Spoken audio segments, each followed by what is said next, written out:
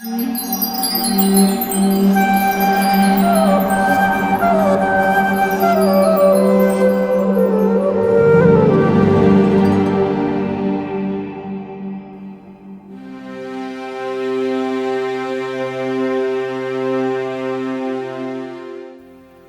me? What did I do to deserve this?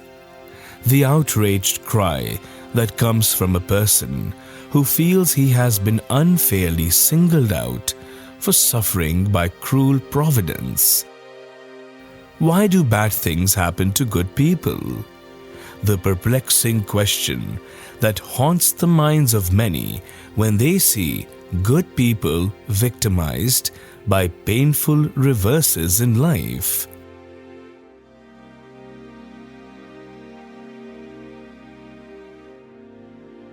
The problem of evil has been the bane of Western theologians and thinkers for centuries together. In simple terms, the problem is, why does evil exist in the world despite the presence of an almighty God? The Vedic scriptures give a clear understanding of the problem of evil. They explain that evil is not God's creation. Evil comes upon us due to our own bad karma. When we succumb to our lower nature, we exploit the resources of Mother Nature in an unlawful way and cause suffering to other living beings just for the fulfillment of our base desires. By such actions, we fix up appointments with suffering in the future. This is what the law of karma actually is. To every action, there is a reaction. Newton's third law, which deals with only the gross physical level, is a subset of this general law of karma. Thus, karma is not a sentimental religious concept. Its implicit acceptance forms the basis of practically everything done by everyone from every walk of life.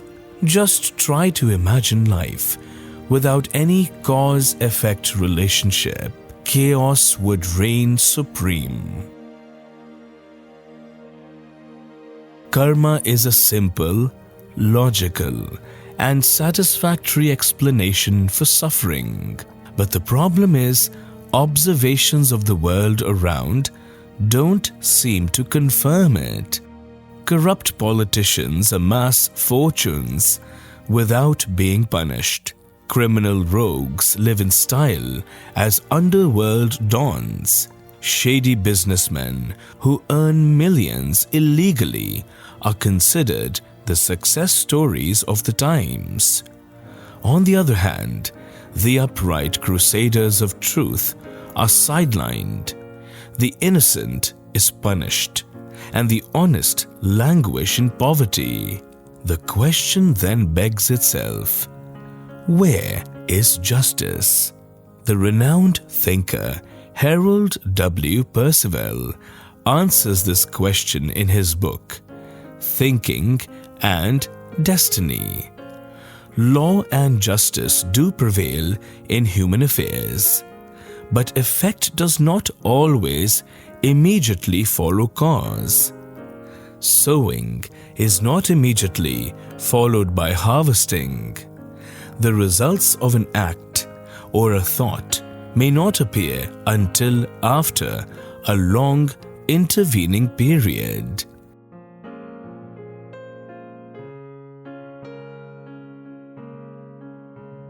Reincarnation forms an integral part of the explanation of the Vedic scriptures.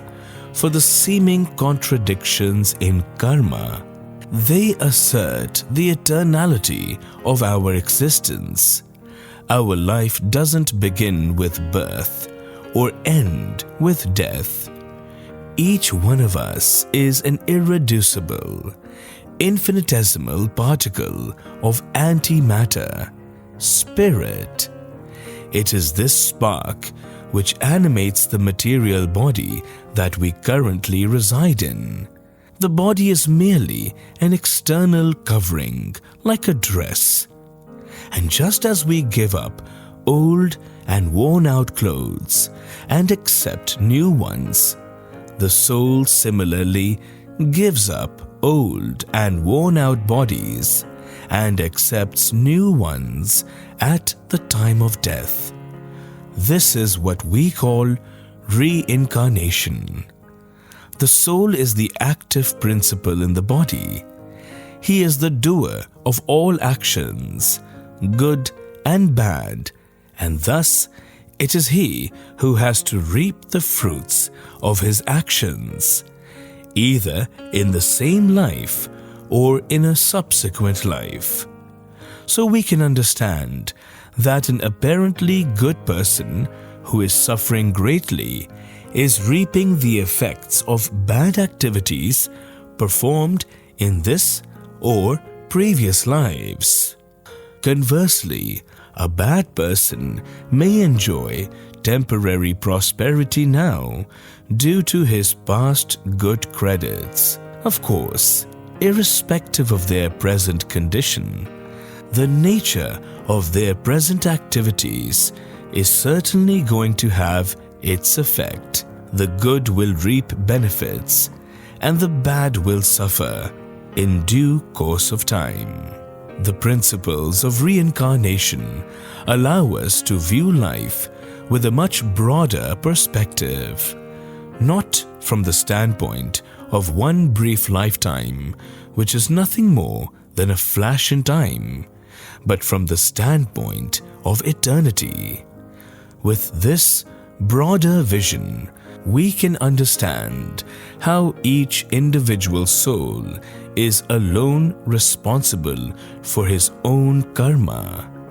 Understanding of this universal and infallible system of justice is the basis of lasting peace and real happiness. The famous author W. Somerset Maugham remarks in The Razor's Edge, "Has it occurred to you that transmigration is at once an explanation and a justification of the evil of the world? If the evils we suffer are the result of sins committed in our past lives, we can bear them with resignation and hope that if in this one we strive towards virtue, our future lives will be less afflicted."